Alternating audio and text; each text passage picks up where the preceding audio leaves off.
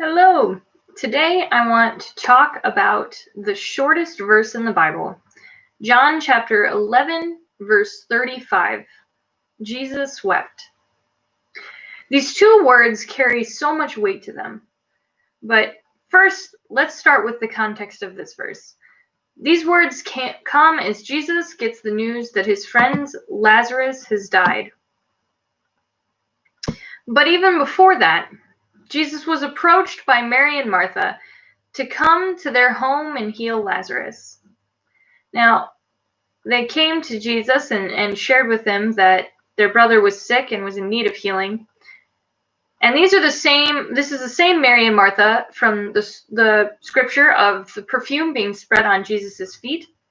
So he knew these women and he knew their brother very well. So when they approached him, knowing that he had the power to heal their brother, they were confident that Jesus would follow them and heal him as soon as possible. But instead, Jesus decides to wait 2 days before he heads out to their house. And by that time, Lazarus had already died. In fact, scripture says that he had been buried in the tomb for 4 days. So at this point, Mary and Martha both tell Jesus, if you would have been here, then he wouldn't have died. But as Mary was weeping in front of him, scripture says Jesus was deeply moved in spirit and was troubled. And after asking where Lazarus was laid and being told that he would be shown the way, Jesus wept. Now, we know from early on in the story that Jesus already knew up front that Lazarus would be raised from the dead. He declared at the beginning of this chapter in verse 4 that Lazarus would not die. He knew what would happen, that Mary's weeping for her brother's loss was only temporary, and that even just a short time from seeing Mary weep in front of him, Lazarus would be returned to life, and her sister's joy would return. But still, in that moment, even knowing that everything would turn out right, our God saw his beloved daughter weeping, and he wept. He felt her sorrow, he felt her loss, potentially even her anger that he had not come sooner to save her brother, and he wept. He knew the situation was not permanent, that it would one day be a memory. But he also knew that for Mary, the pain was real. He knew that her suffering, while temporary, was real and was valid. And because he loved her and loved Martha and Lazarus, he wept. I've seen many people argue that others should just get over their sufferings and suck it up and move on because they're only temporary, or because they're not as bad as what other people deal with, or a million other reasons. However, if our God can look on the pain of one another, or of another, and weep with them, then why can we not offer the same grace? There are many who are hurting in the world today. We see a world longing for reconciliation, justice, and for grace. And instead of offering those, we often step back and first try to invalidate how they're feeling.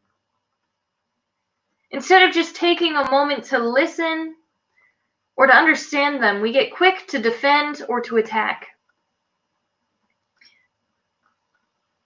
But it is okay to simply weep with each other. In fact, it is better to weep with one another. Even if we don't understand the pain, even to us it seems temporary or unnecessary, pain is real. Suffering is real. And it's okay to weep. It's okay to feel the reality of our broken world and to cry out against the injustice we see within it. It's okay to weep the loss of gathering together in person, even if we know that it's only temporary. It's okay to weep because we are hurting.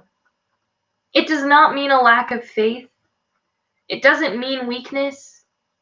It simply means that we are human. And the beautiful thing is we have a God who will weep with us. It also means that we should show compassion, love, and mercy to those who weep around us, even if we do not understand their pain. If we're to emulate our God in all that we do, then can we not seek to weep with our brothers and sisters? To validate their hurts and pains, even when they may not impact us. Part of the amazing love that Jesus offers us is that he weeps with us, taking on our hurts and sorrows and loving us just the same. He does not shame us, but rather joins us in it and helps us through it. And he calls us to emulate that love for the world. So this week, I encourage you to approach the world with compassion, to weep with those who weep, to be that comforting presence. Go forth into the world and show God's love. Thank you all and have a wonderful week. God bless.